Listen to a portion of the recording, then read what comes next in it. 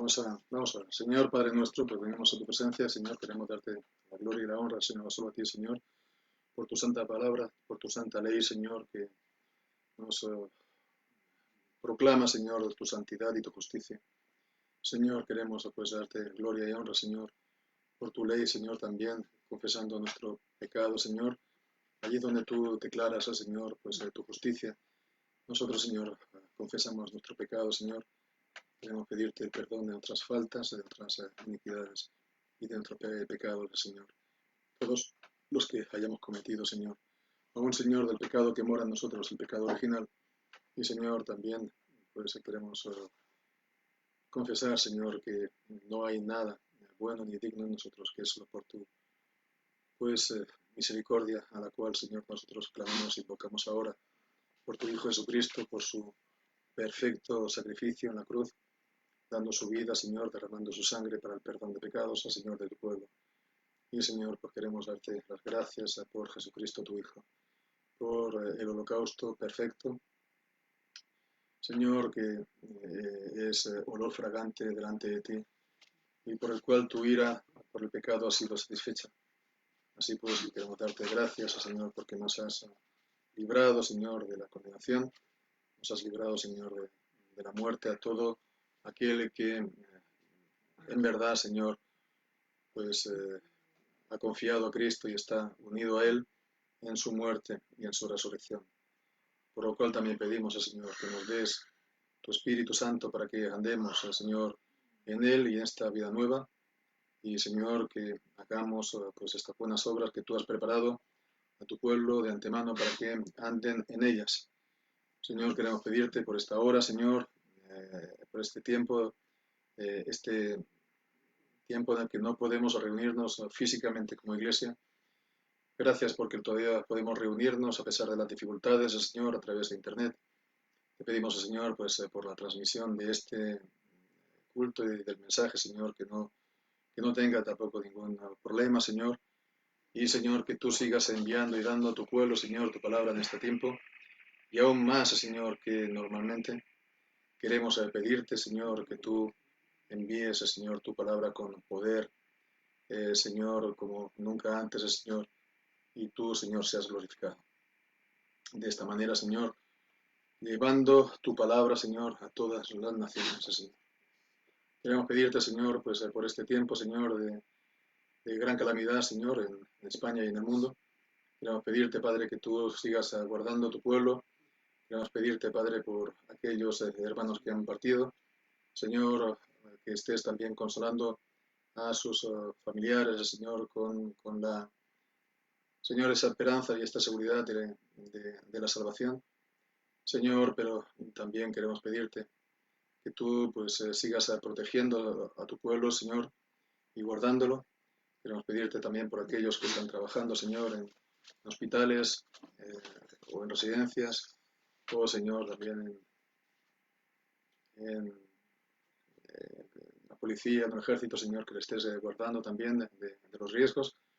Yo, Señor, queremos pedirte que todo esto pueda acabar pronto, Señor, que esto pueda pasar, se pueda volver a la normalidad, se pueda, Señor, también, pues, Señor, evitar más pérdidas de vidas, Señor. Y yo, Señor, pues queremos pedirte que tú enseñes también a las naciones, Señor, pues acerca de, Señor, pues por medio de estas calamidades, Señor, también a buscarte, como es debido, Señor, en tu palabra. Queremos pedirte que tú hagas extender el Evangelio en este tiempo, Señor. Que, Padre, que muchos puedan verdaderamente conocerte en este tiempo por tu palabra. Que tu palabra sea fielmente predicada y, Señor, que, Señor, pues tú pues des de esta manera gloria y honra a nuestro Señor Jesucristo. Padre, queremos pues encomendarte el tiempo de tu palabra, Señor. Queremos pedirte que derrames tu gracia, Señor, en nuestros corazones por medio de tu palabra y por tu Espíritu Santo actúe por medio de ella en nosotros, Señor. Que tú también des palabra pues a quien ha de hablar, Señor.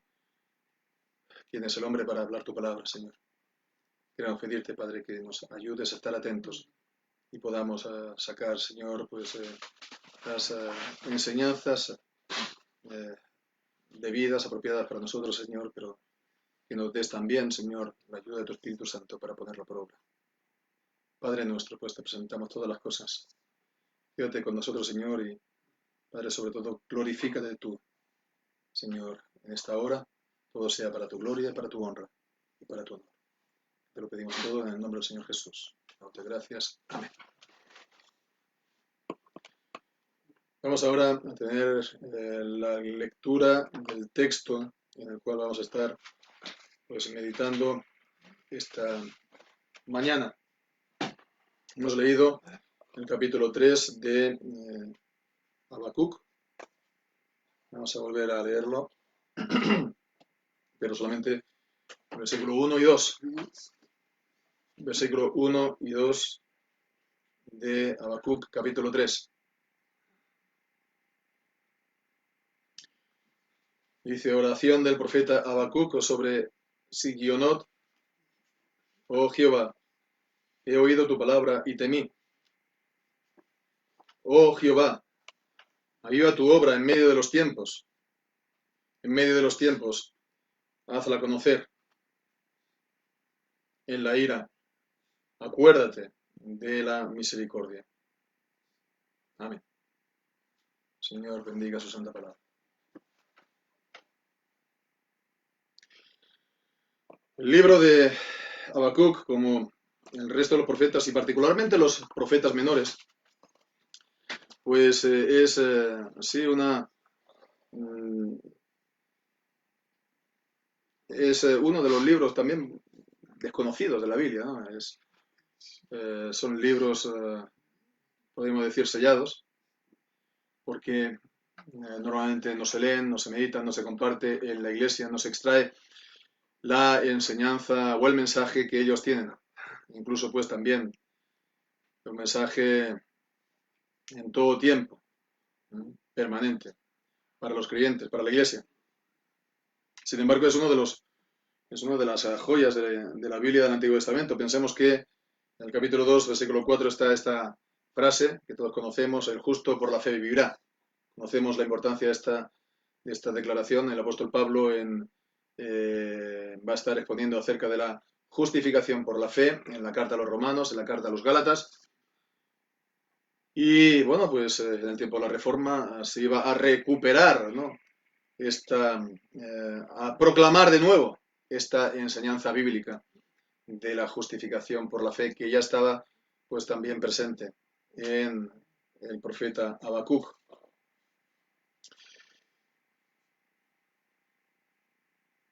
Es un libro que sobre todo habla personalmente del profeta, del personaje de Habacuc. Es un libro que nos habla de lo que él siente, de su perplejidad. La perplejidad del profeta en un contexto en el cual todavía no había llegado el juicio, pero él tenía que estar anunciándolo. En el capítulo 1 vemos cómo él estaba pues con el problema de cómo pues Dios es justo y permite que el pecado esté pues campando a sus anchas. Capítulo 1, y leemos en el versículo 4, por lo cual la ley es debilitada, el juicio no sale según la verdad, por cuanto el impío asedia al justo, por eso sale torcida la justicia.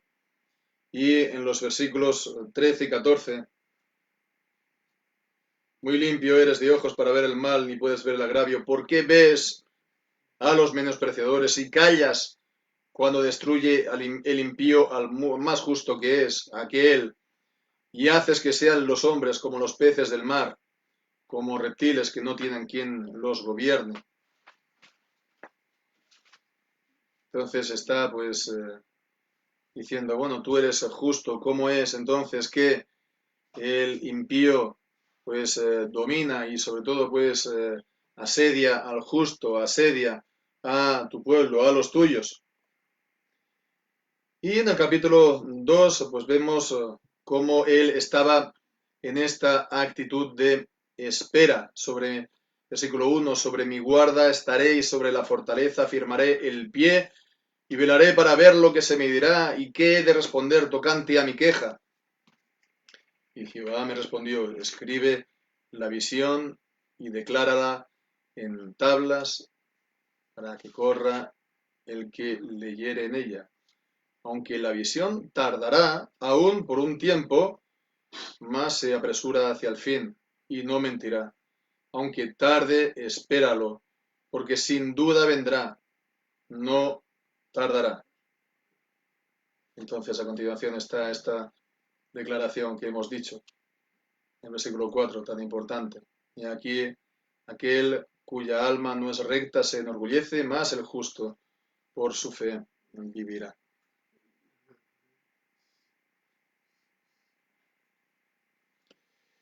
Pues en el capítulo 3, pondremos que el capítulo entero es un canto, sí, podríamos decir un salmo, aunque no está recogido en el libro de los salmos, lo vemos pues sobre todo por la indicación musical sobre Sigionot que se encuentran en distintos salmos, como también la indicación pues Selah, que leemos en el versículo 3, Selah, en el versículo 9, que seguramente, como dicen los comentaristas, se refiere a una pausa mientras se cantaban los salmos. Bien, pues entonces, por eso también, pues muchos deducen que él, Habacuc, hubiera podido ser también un sacerdote en el templo. Y era, a la vez, como vemos, una oración, como muchas veces nos encontramos en los títulos de los salmos. Los salmos era y es para que el pueblo de Dios estén cantando las alabanzas del Señor, pero es a la vez también las oraciones que el pueblo de Dios eleva al Señor. Bien, pues hemos leído este capítulo 3, versículo 1 y sobre todo el versículo 2. Y en este versículo 2 encontremos pues la actitud que hay que tener cuando somos visitados por el mal. No había venido todavía. Era algo que estaba esperando. El profeta lo da por seguro y era algo que iba a acontecer. Y ya está hablando como si estuviera inmerso en medio del juicio. Leemos primeramente lo que hay que tener. En primer lugar, la fidelidad al mensaje. La fidelidad al mensaje de Dios, a la palabra de Dios. Como dice, oh Jehová, he oído tu palabra y temí. La palabra, por lo tanto, es lo que está diciendo en el capítulo 2, versículo 1. Velaré para ver lo que se me dirá, lo que se me dirá, lo que Dios me mostrará, lo que Dios me estará diciendo acerca del porvenir. Y yo voy a estar aguardando su cumplimiento y anunciándolo, escribiéndolo en tablas, como me ha dicho el Señor. Un anuncio de juicio, el cual todavía no pues había aparecido. Y dice, pues, oí tu palabra y temí. La reacción que él tuvo fue una reacción de temor, pero ya no tanto por lo que iba a venir, sino pues es el temor, la reacción debida, la de reacción que hay que tener cuando se recibe la palabra de Dios. Hay que recibirla en el temor de Dios y hay que darla en el temor de Dios.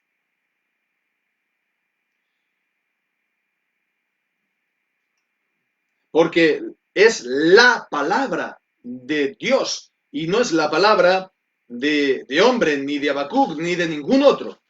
Es la palabra de Dios y Habacuc es el mensajero que la ha de dar. Y entonces ahí le tenía que estar, vemos, anunciando la palabra cuando no había señal, digamos, solamente que Dios se lo había revelado a él, y él tenía que estar aguardando como un vigía, como un atalaya, como un centinela, aguardando pues que venga. Como el soldado que está haciendo la guardia en la noche, ¿verdad? En el campamento y intentando escuchar aquí o ver del enemigo, no ve nada y a lo mejor pues ve el ruido muy, muy, muy lejano, ¿no? Y que pues a poco el ruido se va haciendo mayor y mayor hasta que pues aparece delante de su vista. Bien, pues tenía que ser fiel al anuncio, a la proclamación del mensaje de juicio. No pensamos que esto era algo tan evidente, tan fácil para los creyentes, para los profetas en el Antiguo Testamento. Tenemos aquí, sobre todo, pues el ejemplo de Jeremías, ¿no? ¿En qué le fue bien a Jeremías? Él, digamos, prosperó en el rango de los profetas de la corte, ¿m?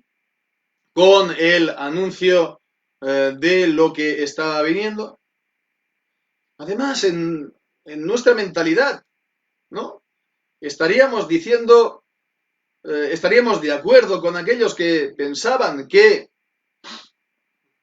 Jeremías era un traidor, porque el pueblo pues se enfrentaba a una gran calamidad y en vez de estar pues dando mensajes positivos o mensajes de unidad al pueblo en torno al rey que estaba entonces en Judá, pues él estaba diciendo, rendíos al enemigo, no os va a ir bien, porque os estáis enfrentando a la voluntad de Dios. Lo que el Señor, lo que estáis viendo es un juicio de Dios. ¿Mm? Y os estáis enfrentando a Él, estáis estorbando sus propósitos y no os va a ir bien. Hoy pensaríamos, este está pues haciendo pues no sé, ganas de llamar la atención, ganas de llevar la contraria, ganas de protagonismo, ¿no? A ver también cómo le dirían, pues, cuál es su tratamiento de la Biblia. Bueno, eso es lo que dirían hoy en día, ¿no? El tratamiento que se hace de la palabra hoy en día cuando anunciamos el juicio, ¿no? O que estamos pues dando una visión negativa de Dios o una visión negativa de la Biblia o una visión negativa de los creyentes o una visión negativa de los evangélicos. Y fijémonos, ¿no? Cómo las cosas no cambian, no cambian. Sin embargo, los profetas de Dios dan la palabra en temor. Aquellos que se enfrentan y que niegan la palabra de los profetas, por lo tanto, no lo hacen en el temor de Dios. no lo hacen en el temor de Dios, porque cuando Dios dice juicio, ellos dicen no cualquier otra cosa. Bien, pues vemos que tenía que estar velando, como hemos visto en el capítulo 2 y versículo 1, que es lo contrario de estar durmiendo. Y el Señor Jesús nos dice que estemos velando, que no durmamos con el mundo, que ha de venir el juicio final. Hemos de estar, pues, advirtiendo las señales de la venida del juicio y también del Señor Jesús, y hemos de anticiparnos a ellos.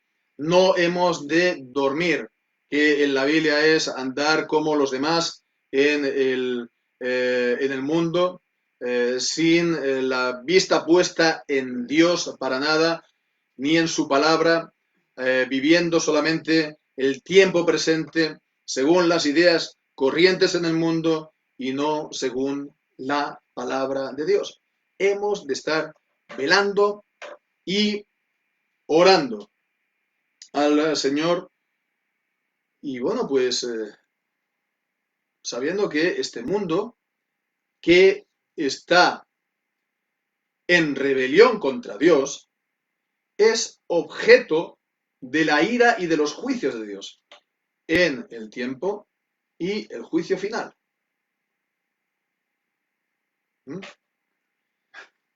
No se puede rescatar al mundo o redimir al mundo fuera de Cristo, fuera de la cruz, fuera de la fe en Él y del arrepentimiento de los pecados. Y ese es el mensaje que también se tiene que dar al mundo. Que el mundo está, como dice Juan capítulo 3, versículo 36, el que no cree al Hijo, pues no verá la vida, sino que tiene la ira de Dios sobre él. Juan capítulo 3 y versículo 36. Dice, el que cree en el Hijo tiene vida eterna, mas el que no cree al Hijo no verá la vida, sino que la ira de Dios permanece sobre él. Y en Primera de Juan dice que, leemos en Primera de Juan también, capítulo 2, que el mundo entero yace bajo el poder del maligno.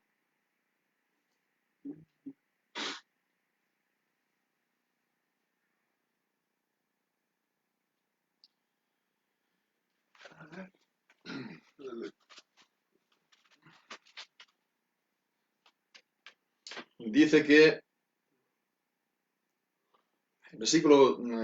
capítulo 2 y versículo 15 dice, no améis al mundo ni las cosas que están en el mundo. Si alguno ama al mundo, el amor del Padre, dice, no está en él. Porque todo lo que hay en el mundo, la concupiscencia de la carne, la concupiscencia de los ojos y la soberbia de la vida, no es del Padre, sino que es del mundo.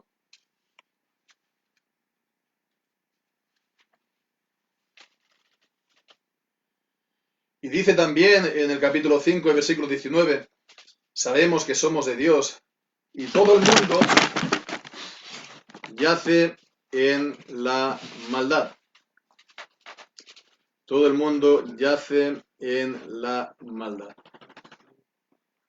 O también podría decirse bajo el maligno.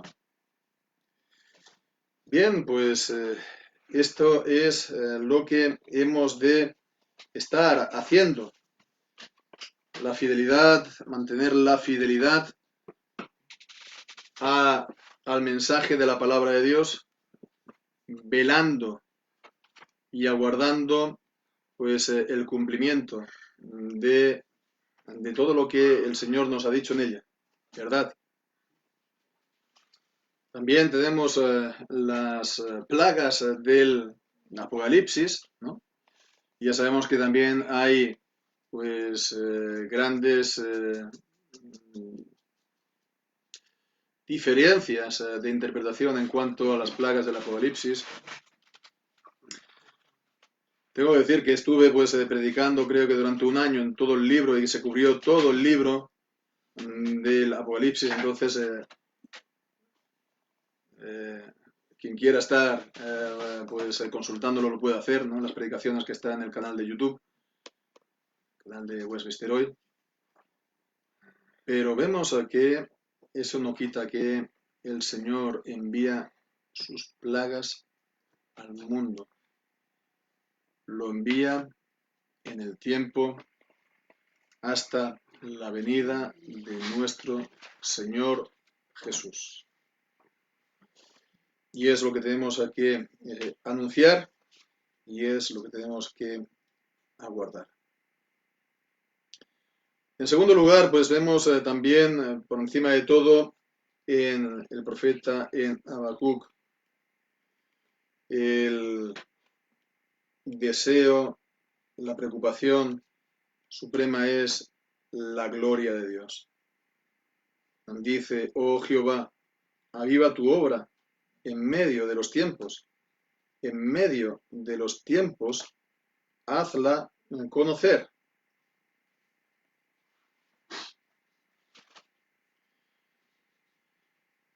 Bien, pues esta es la oración que también hace, la segunda petición que hace el profeta a Dios, aviva tu obra. Cuando está hablando de la obra, está hablando de la salvación de Dios, de la redención. Dios liberó a su pueblo de Egipto y esa obra pues quedó como, digamos, la piedra, digamos, la base, la piedra angular también en todo el Antiguo Testamento.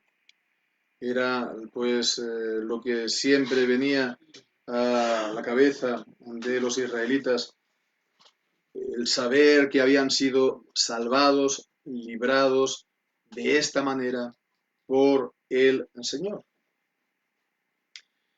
Pues de esta manera, entonces aquí está diciendo, aviva tu obra en medio de los tiempos, hazla conocer. Le está diciendo, por lo tanto, estas obras de salvación que tú has hecho en tiempos pasados, hazlas también ahora, oh Señor. Incluso, pues, el pueblo que tenía que ir al destierro, ¿no? O que tenía que ir al cautiverio en Babilonia. Pues como si le estuviera diciendo, vuelve a hacer esta obra. Libera, Señor, a tu pueblo. Saca a tu pueblo del exilio, del cautiverio, de la misma manera que lo hiciste cuando era, pues, cuando estaba en la esclavitud. Y de esa manera vivifica a tu pueblo. Vivifica a tu pueblo. Haz que Él recobre vida. El que está abatido, Él pueda pues gozar también y tener pues la obra de Dios a su favor. Las grandes obras que has hecho por tu pueblo en el pasado, hazlas hoy también, oh Señor. Pero la principal preocupación en esto es la gloria de Dios. En el versículo 3 dice, vendrá Dios de Temán y el santo desde el monte de Parán, su gloria cubrió los cielos, la tierra se llenó de su alabanza, el resplandor fue como la luz. Y tenemos también el capítulo 2, versículo 14, porque la tierra será llena del conocimiento de la gloria de Jehová, como las aguas cubren el mar. Él quiere que esa obra sea dada a conocer. ¿Para qué? Para que Dios sea glorificado. Para que Dios sea glorificado. Para que la gloria de Dios cubra la tierra, como las aguas cubren, pues, llenan el mar. Y este ha de ser también nuestro deseo, que el Señor sea glorificado. El Señor, que en este tiempo que va desde el tiempo de Jesucristo, de su venida, de su muerte, de su resurrección y su ascensión a los cielos, este tiempo en el cual es predicado el Evangelio a toda criatura, a todas las naciones. Y el Señor ha hecho grandes obras por la predicación de su palabra. Ha hecho que llegue a las naciones como naciones, a países como países. Y el cristianismo, por lo tanto, ha formado la médula, la columna vertebral de las naciones cristianas en Europa y también en América, lo que se conoce como el mundo occidental. Y eso lo ha hecho el Señor, plantando también su alianza, su pacto entre las naciones. El Señor ha hecho grandes obras por medio de la predicación y de la enseñanza de la palabra de Dios. En estos 2000 años ha habido tiempos de cosecha extraordinarios. Ha habido tiempos de avivamiento de la obra de Dios, de avivamiento también del pueblo de Dios. Muchas veces se utiliza esta palabra avivamiento de una manera pues bastante, pues bueno, bastante frívolamente, queriendo hablar bueno, de cualquier cosa, ¿no? Pero el Señor verdaderamente aviva a su pueblo, el Señor verdaderamente envía bendición, renovación, restauración a su pueblo por su palabra. Y hemos de estar orando por ello, pidiendo que el Señor vuelva a hacer las grandes obras que ha hecho en el pasado. Jesucristo, nos dice Hebreos 13, es el mismo ayer, hoy, por los siglos.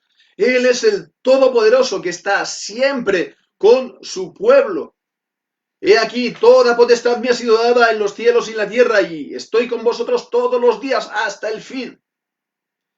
No es, por lo tanto, por falta de poder en Dios. No es que la situación en las naciones es muy difícil. No es que los corazones de los hombres están muy endurecidos y Dios no puede hacer nada. No es que los hombres con el secularismo y con etcétera, etcétera, pues realmente, digamos, lo han puesto más difícil que los antiguos paganos o la gente del pasado. No es para nada esto, porque Dios es el Todopoderoso y Él puede dar ese poder a su palabra en este tiempo.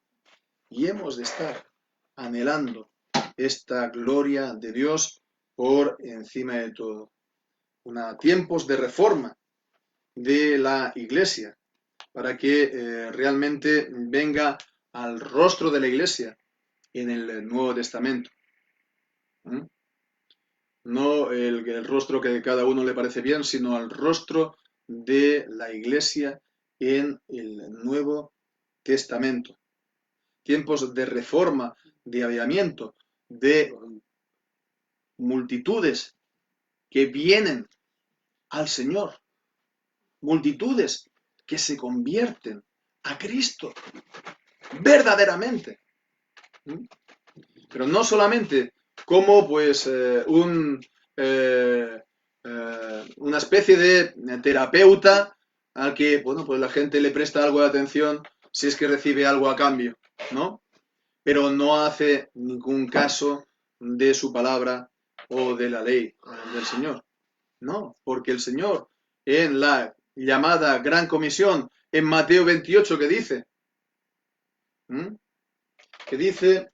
Pues dice que sí, vayamos a las naciones, les enseñemos, les prediquemos, ¿no? ¿Para qué? Pues dice, para ir y enseñar a todas las naciones, bautizándolos en el nombre del Padre y del Hijo y del Espíritu Santo, y fijémonos, enseñándoles que guarden todas las cosas que os he mandado, todas las cosas que el Señor ha mandado, que Cristo ha mandado. Han de venir a Cristo, sí, pero para servirlo, para obedecerlo, para guardar su palabra. Y esto incluido los que están en eminencia, las autoridades, los reyes. Como dice en Primera de Timoteo capítulo 2, versículo 4, hemos de estar orando, sí, por la salvación de todos los hombres, ¿no? ¿Ah? Y después añade por la de los reyes, ¿no? Por los reyes y por los que están en eminencia. El contexto es que hemos de estar orando por la salvación de ellos. ¿Y cómo ha de ser la salvación de los reyes y de los que están en eminencia, de las autoridades que están en el gobierno? Por la fe en el Señor Jesucristo, el arrepentimiento de sus pecados y también que sirvan al Hijo, como dice el Salmo número 2, sirvan al Hijo, honren al Hijo, besen al Hijo, no sea que perezca en el camino cuando su ira se inflame de pronto. Hemos de estar pues anunciando el Evangelio de esta manera, pidiendo al Señor, que Él haga poderosa su palabra como en los tiempos antiguos, Y en tercer y último lugar, lo que vemos aquí en Habacuc capítulo 3 es también la oración por la misericordia, la misericordia del pueblo. Dice, en la ira, acuérdate de la misericordia. Podría ser también, acuérdate de tener misericordia, de tener compasión. La palabra está hablando de entrañas de compasión, ¿no? Cuando envíes la ira, también ten compasión, ten misericordia. ¿Sobre quién es la ira? ¿Sobre quién es la misericordia? Claramente vemos en la oración que sigue, en el Salmo, que está hablando de las naciones. Las naciones, en el versículo 6 dice, se levantó, midió la tierra, miró e hizo temblar las gentes, las naciones. También pues lo vemos en el versículo 12, con ira hollaste la tierra, con furor trillaste las naciones. Y dice a continuación, saliste para socorrer a tu pueblo, para socorrer a tu ungido. En la ira, por lo tanto, acuérdate de la misericordia. En la ira que envías a las naciones, ten misericordia, apiádate sobre todo, dice, de tu pueblo. Porque el pueblo está también entre las naciones. El pueblo también, digamos, recibe, es partícipe de estos juicios y de estos castigos. También recibe. Y al acabar también, entonces, este capítulo, está la oración que tanto conocemos, ¿no? Aunque la higuera no florezca, aunque no haya, pues, vides, en las vides no haya frutos, falte el producto del olivo y los labrados no den mantenimiento. ¿Por qué? Pues porque viene también el juicio y el pueblo mismo de Dios tiene escasez de como los demás. Por eso dice, acuérdate de tener misericordia. Acuérdate de tu pueblo. Apiádate de él. Socórrelo y líbralo.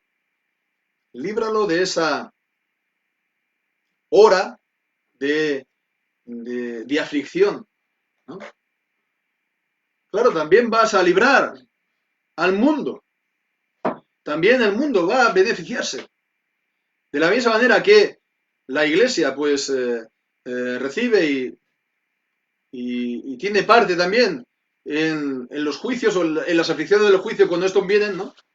Cuando el Señor libra a su pueblo, el mundo también se ve beneficiado de ello. Pero el Señor realmente tiene a su pueblo.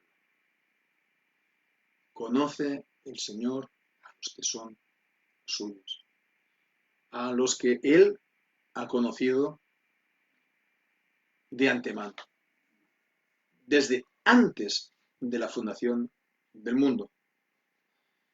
El objeto de su amor, el objeto de su misericordia, aquellos por los cuales Cristo vino a derramar su sangre para librarlos del presente siglo malo. Por eso, pues, el Señor también guarda al mundo. Dice, cuando está hablando de la gran tribulación, el Señor Jesús en el Nuevo Testamento dice que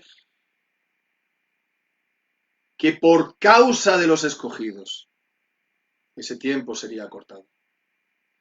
Por causa de los escogidos, por causa del pueblo de Dios, por lo tanto. Y hemos de estar también orando. Que pasen también las aflicciones. Que el pueblo de Dios sea otra vez, recupere también la libertad para darle al Señor la gloria y la honra. Para que todos pues nos ocupemos de nuestras ocupaciones, trabajos que el Señor nos da, las vocaciones que nos da, y que podamos pues vivir, como dice en Primera de Timoteo, capítulo 2, ¿no? Cuando habla de que oremos por la conversión de los reyes y de su salvación, ¿no? Pues dice que es para que podamos, dice, versículo 2, por los reyes, los que están en eminencia, para que vivamos quieta y reposadamente, en toda piedad y honestidad, en toda piedad. Lo cual implica, por supuesto, comprende que tengamos la libertad de darnos, de reunirnos, de dar culto al Señor públicamente, libertad que a día de hoy no tenemos y no sabemos cuánto tiempo podemos estar así. Bueno, pues alguien podría decir, y es cierto que tenemos los medios informáticos e Internet que suplen, digamos, esta carencia, y de esta manera pues mantenemos los cultos, hay predicación, pero debemos decir que primero no es lo mismo que nos reunamos públicamente como pueblo, porque es para la gloria pública del Señor, no como algo pues privado que cada uno hace en su casa, y porque el Señor pues ha establecido que sea así, que sean asambleas públicas los cultos a Él. Por otra parte, también pensemos que si nos quitan también el derecho a reunirnos públicamente, ¿qué impide que también lo puedan hacer así también por Internet? De hecho, ya lo hacen. Por ejemplo, en China. Se ha tomado la idea del confinamiento de China. Y China, pues, no permite hacer cultos por Internet ahora a los creyentes, a las iglesias. Que, bueno, no voy a decir que lo tendrían difícil, ¿no? Porque teóricamente hay libertad, ¿no? Tenemos libertad. Pero bueno, si dicen que estos mensajes que dicen los cristianos, pues no son muy humanistas, porque no lo son, no son muy, pues, en el consenso ideológico actual de nuestras sociedades humanistas piensan que el homosexualismo, por ejemplo, es pecado, o que el feminismo no están a favor del feminismo, o tantas cosas, ¿no? Ideas que se pueden ver hoy en día casi prácticamente como subversivas o fuera de la ley, ¿no? Entonces, con lo cual tienes una de dos, o te callas, ¿no? No eres fiel entonces al mensaje que el Señor te da en la palabra, o bien puede ser que te boicoteen eh, la, la conexión, o que simplemente pues, te impidan transmitir. ¿Mm? Entonces hemos de estar pues orando al Señor para que todo esto pase por amor de su nombre, por causa de su nombre principalmente, por causa de su iglesia principalmente. A lo mejor la gente podrá pensar, es que esto es demasiado exclusivista, está centrándose solamente en los elegidos de Dios. Sí, por supuesto, porque Dios solamente va a salvar a sus elegidos.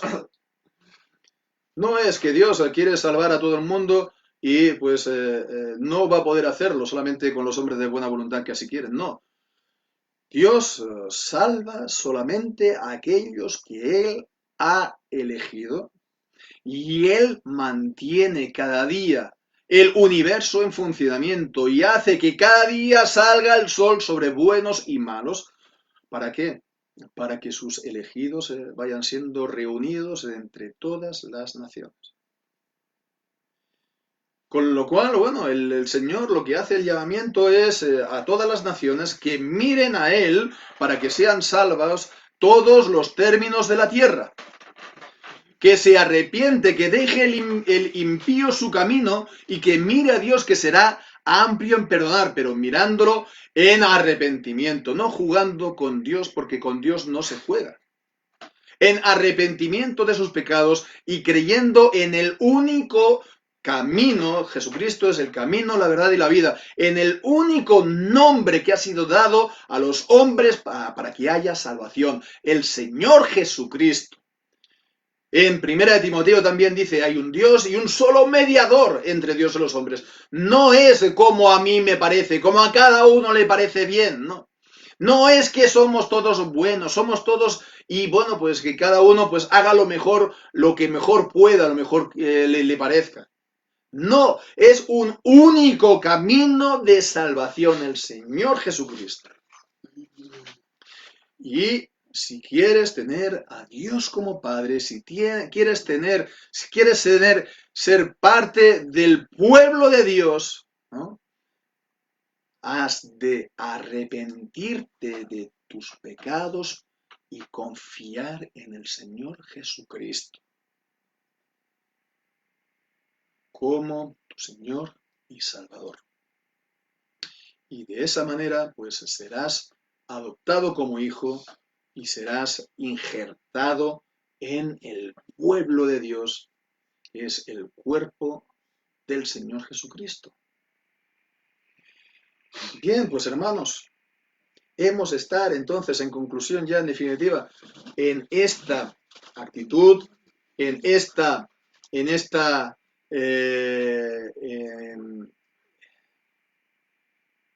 sobre todo en esta actitud de oración. Y con esto concluimos, porque nos acordamos en el versículo 1 está diciendo oración del profeta Habacuc.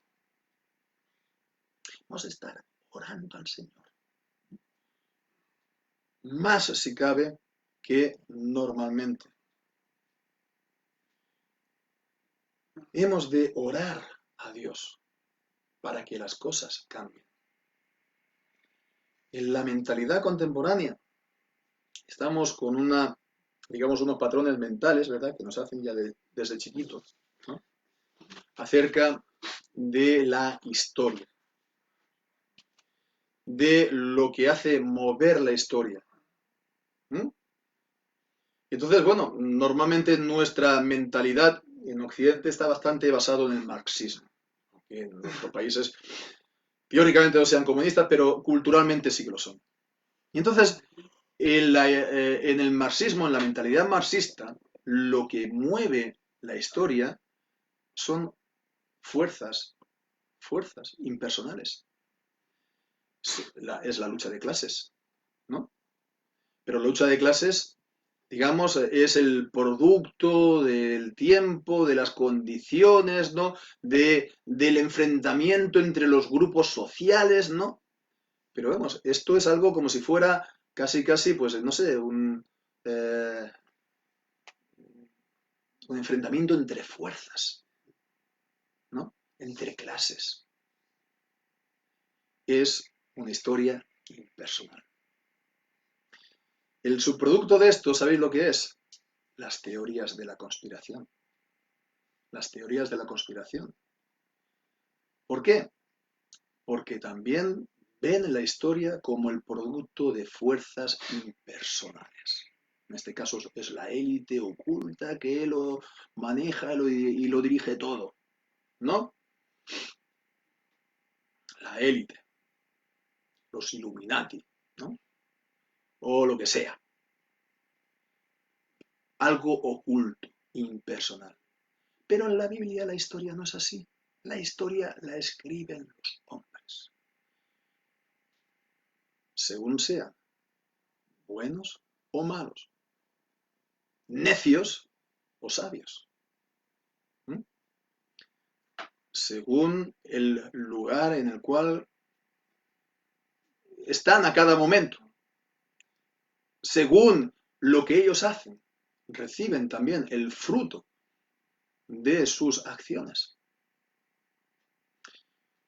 A un nivel horizontal, la historia la escriben los hombres.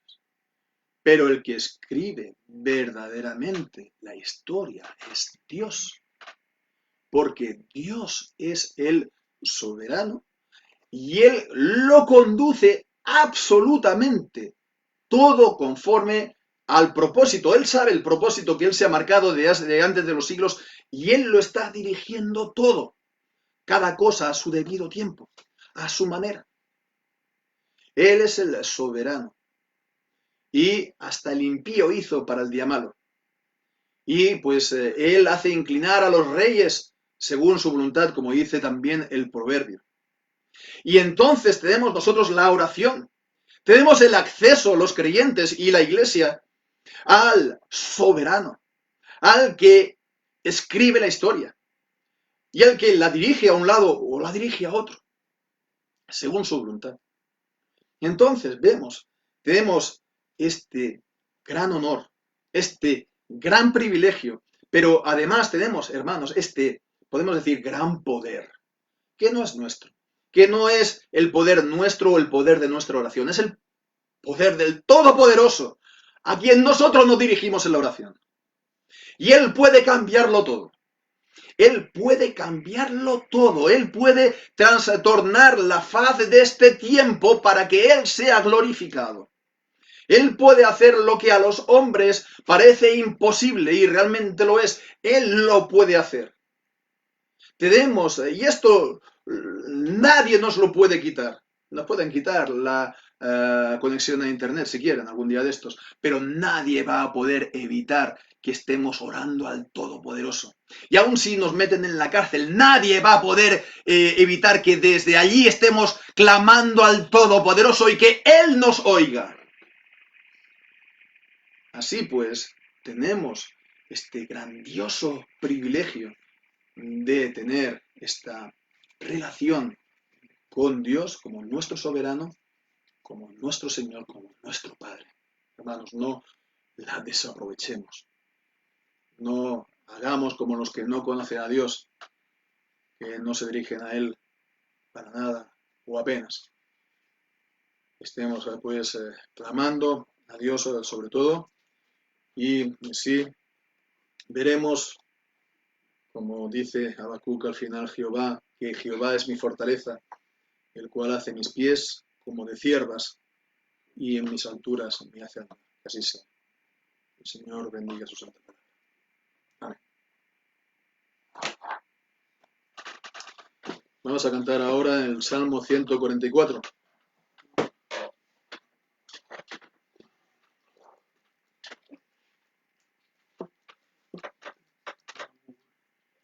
Bendito sea Jehová mi roca, que enseña mis manos a la batalla. Salmo 144.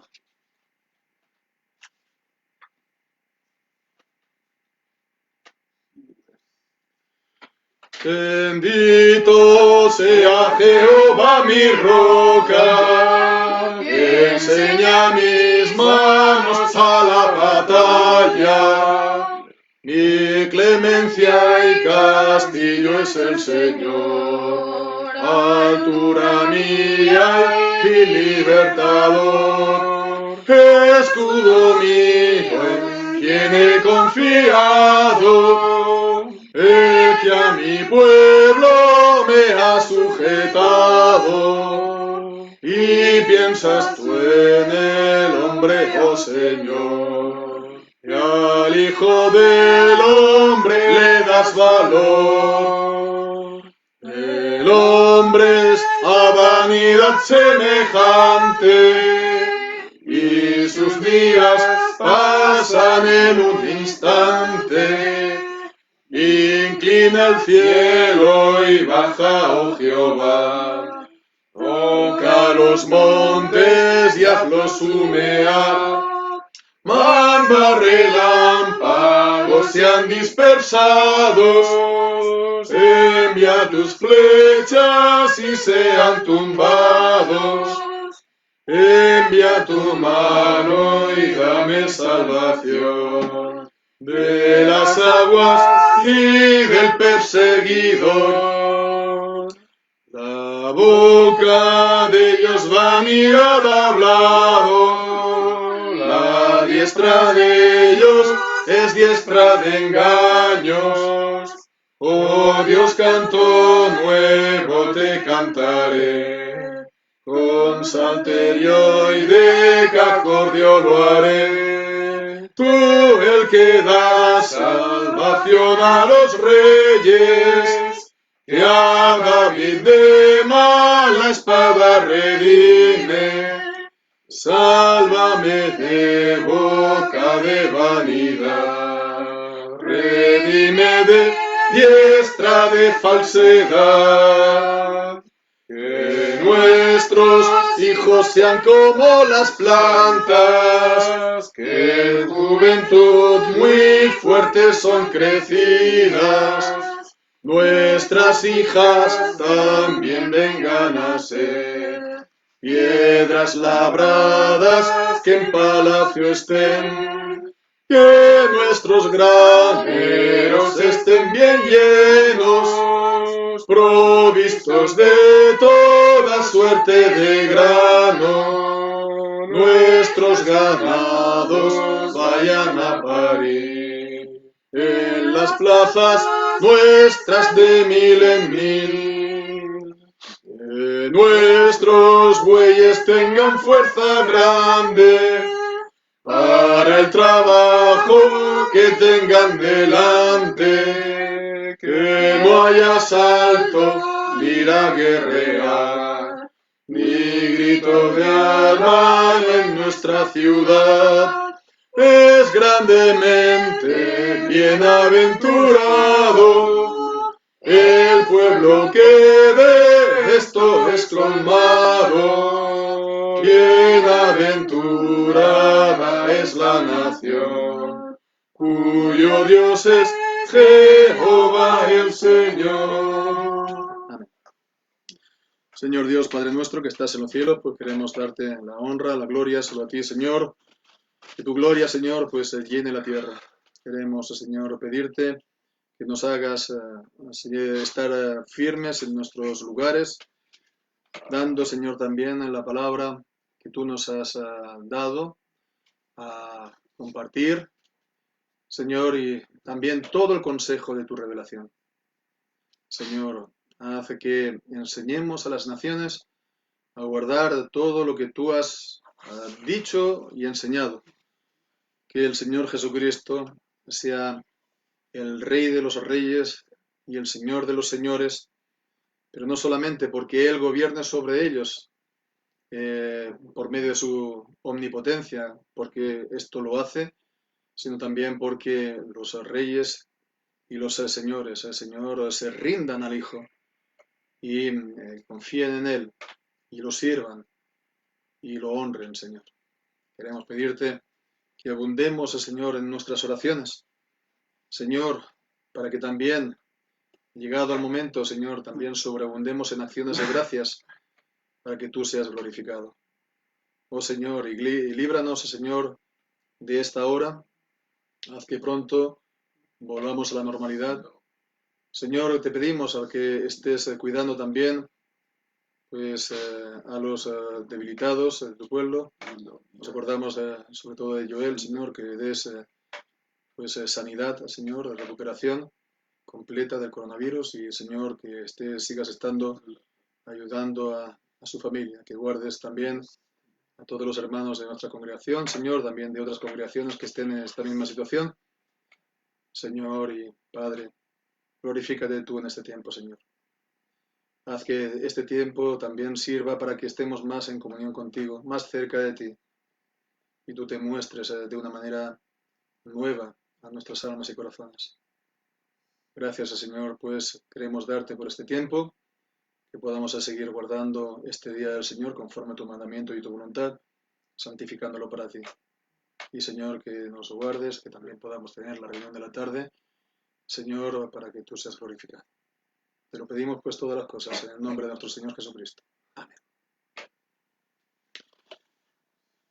La gracia de nuestro Señor Jesucristo, el amor de Dios y la comunión del Espíritu Santo sea con nosotros. Amén.